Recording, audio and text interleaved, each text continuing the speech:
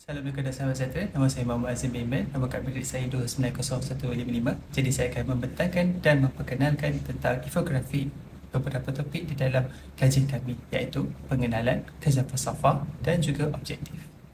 Terlebih dahulu, kami berlima bersependapat untuk memilih kajian masalah kesihatan mental di tempat kerja di dalam sektor kerajaan ataupun swasta, di mana tekanan merupakan isu kesihatan mental yang lazim di mana memberi kesan kepada ramai individu.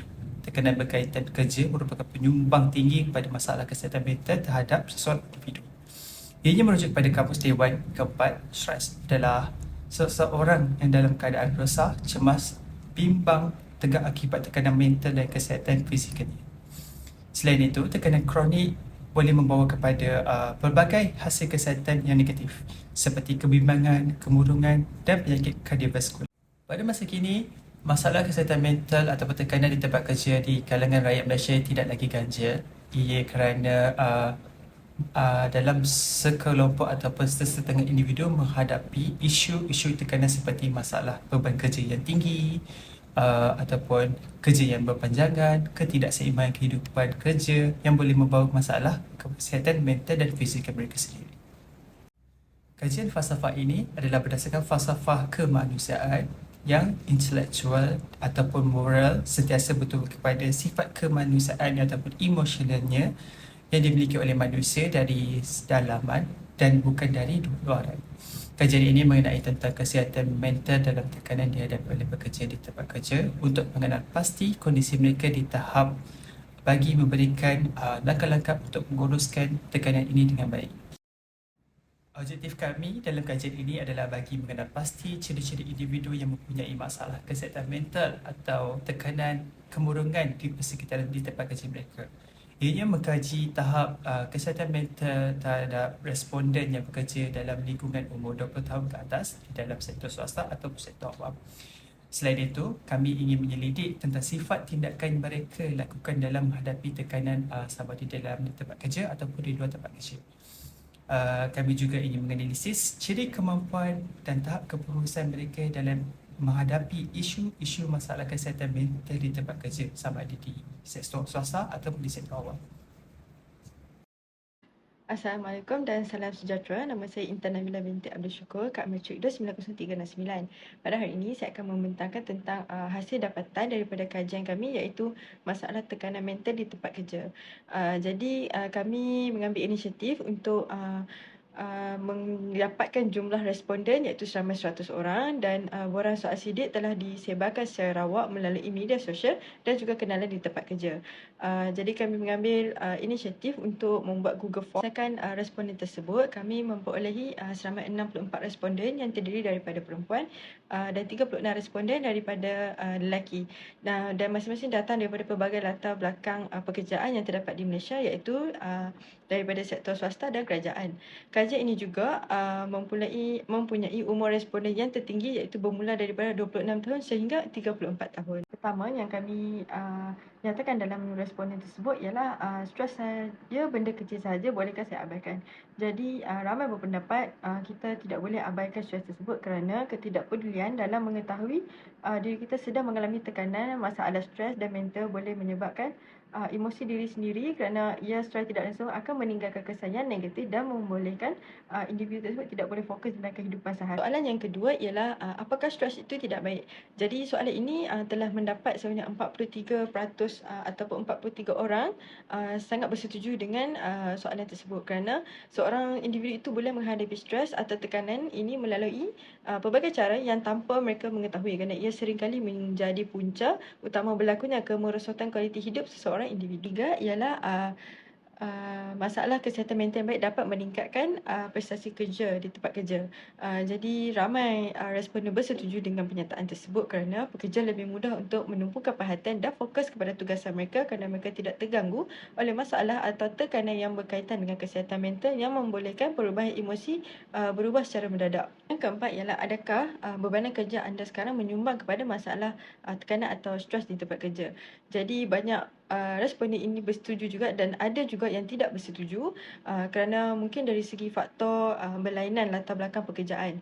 Jadi bagi yang bersetuju, kita boleh nyatakan beban kerja atau tuntutan kerja boleh menjadi salah satu punca tekanan kepada individu, terutamanya jika tuntutan kerja itu terlalu tinggi dan melebihi kemampuan. Yang terakhir ialah pada pendapat anda, adakah stres boleh menjadi punca berlaku sesuatu kemalangan di tempat kerja? Jadi ini seramai 46% responden ataupun 46 orang bersetuju dengan pernyataan tersebut kerana tekanan yang disebabkan oleh permintaan terlalu tinggi ataupun sekitar kerja yang tidak sihat boleh mengganggu tumpuan seseorang tersebut untuk menumpukan perhatian dalam melakukan pekerjaan. Itu sahaja daripada saya berkenaan 5 faktor yang boleh berlaku akibat masalah tekanan mental di tempat kerja. Saya serahkan kepada rakan saya yang seterusnya. Sekian, terima kasih. Assalamualaikum dan salam sejahtera. Saya Sulastri binti Uthman, nombor ID 290465. Melalui survei yang telah kami jalankan, terdapat beberapa langkah penyelesaian yang telah dikenal pasti yang dapat membantu untuk mengatasi masalah tekanan mental di tempat kerja. Untuk soalan pertama di dalam temu ramah ini adalah mengasingkan masalah peribadi dan tempat kerja dapat membantu untuk mengawal emosi kita di tempat kerja. Penyelesaian untuk persoalan ini adalah untuk membataskan waktu untuk bekerja. Yang kedua, tidak membuka atau membalas sembarang email selepas waktu bekerja. Yang ketiga, untuk menyelesaikan segala tugasan dalam waktu bekerja dan tidak membawa tugasan pulang ke rumah. Yang terakhir sekali, mewujudkan keseimbangan kerja dan kehidupan peribadi. Langkah penyelesaian untuk soalan kedua pula adalah dengan berehat dan pergi bercuti. Luangkan masa untuk diri anda berehat dan bersantai.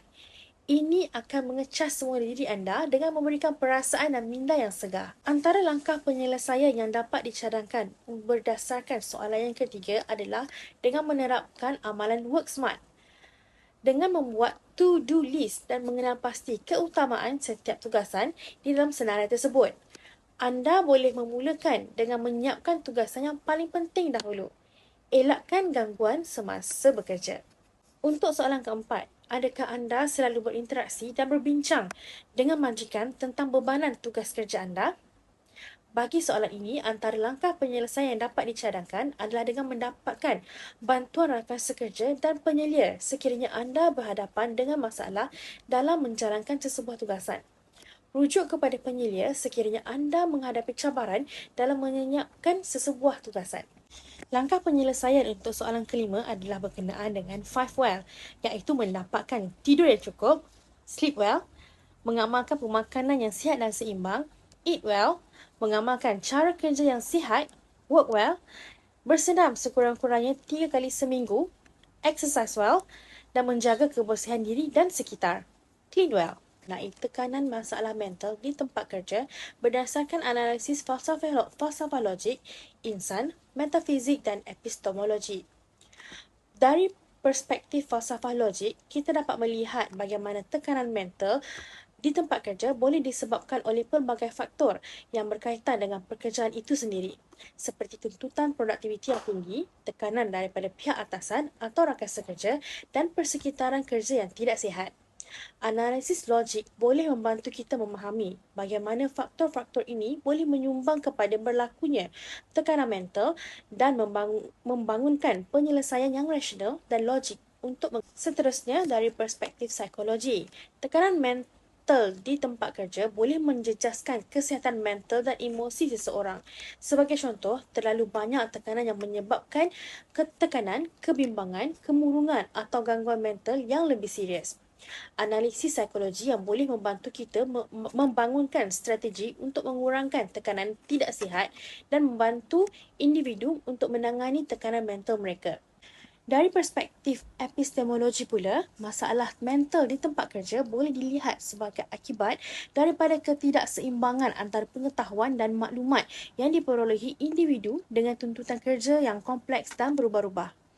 Epistemologi boleh membantu individu memahami sumber dan had pengetahuan mereka supaya mereka dapat mengembangkan kemahiran pembelajaran dan penyesuaian yang lebih baik dalam menangani perubahan di tempat kerja. Selamat sejahtera saya mengucapkan kepada pensyarah saya dan rakan-rakan sekalian.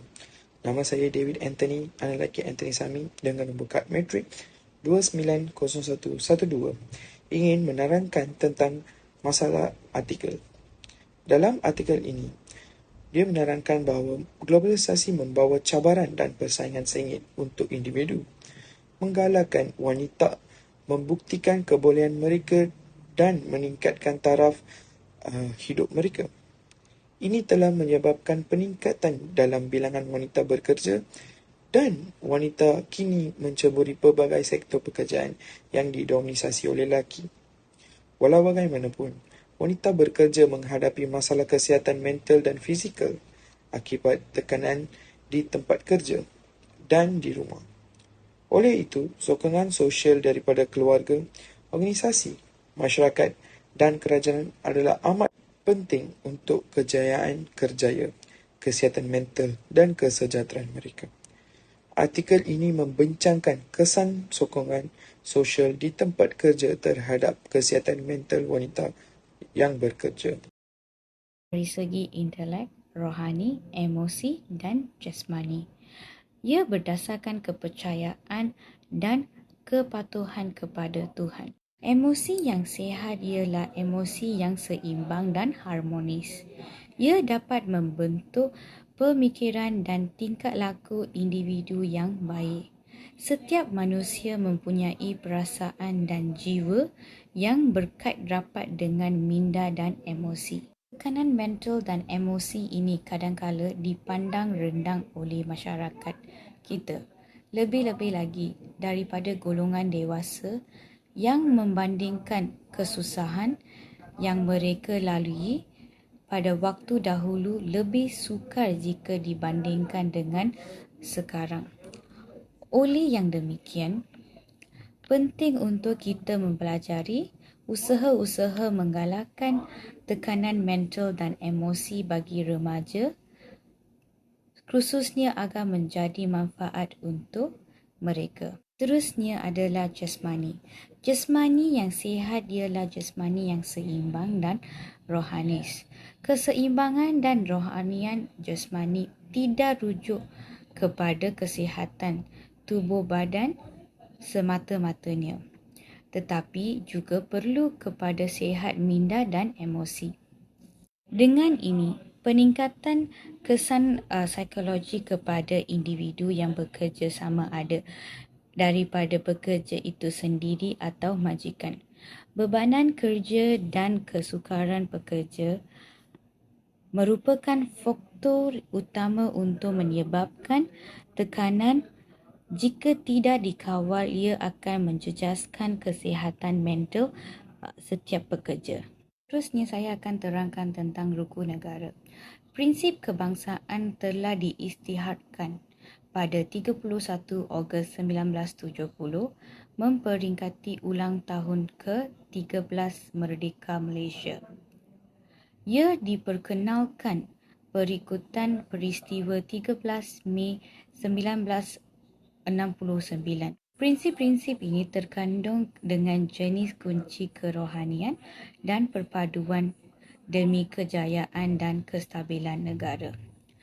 Dalam rukun negara mempunyai 5 prinsip. Antaranya adalah kepercayaan kepada Tuhan, kesetiaan kepada raja dan negara, keluhuran perlembagaan, peraturan perundangan dan saling menghormati dan tingkah laku sosial yang baik. Prinsip-prinsip ini bertujuan untuk membentuk watak rakyat Malaysia yang hidup dalam sebuah negara yang bahagia, adil, takut kepada Tuhan, patuh undang-undang dan menghormati orang lain.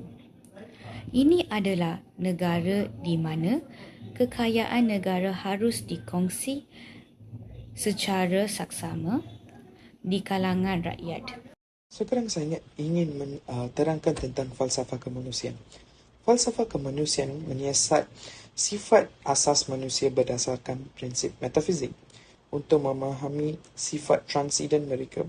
Humanism ataupun kemanusiaan adalah berdasarkan sifat manusia dan penekanan peningkatan manusia ke potensi terbesar mereka.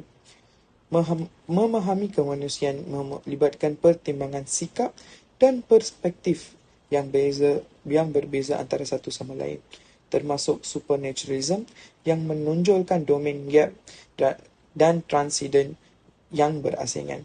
Kesimpulannya, berdasarkan hasil dapatan kami dan hasil kajian, seramai 68 responden daripada 100 responden mengalami masalah tekanan di tempat kerja yang lingkungan berumur daripada 26 tahun ke atas. Terdapat pelbagai faktor yang menjadi punca utama masalah stres atau tekanan di tempat kerja.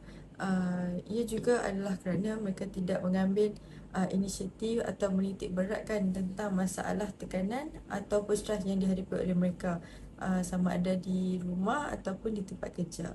Kami juga ingin menasihati kepada semua responden dan juga anda di luar sana untuk sentiasa meningkatkan pengurusan rutin hidup anda agar semua orang berkebolehan untuk menangani masalah stres di tempat kerja dengan cara ataupun langkah yang lebih betul. Kajian ini berlandaskan falsafah kemanusiaan yang dikaitkan dengan logik, psikologi, metafizik dan epistemologi.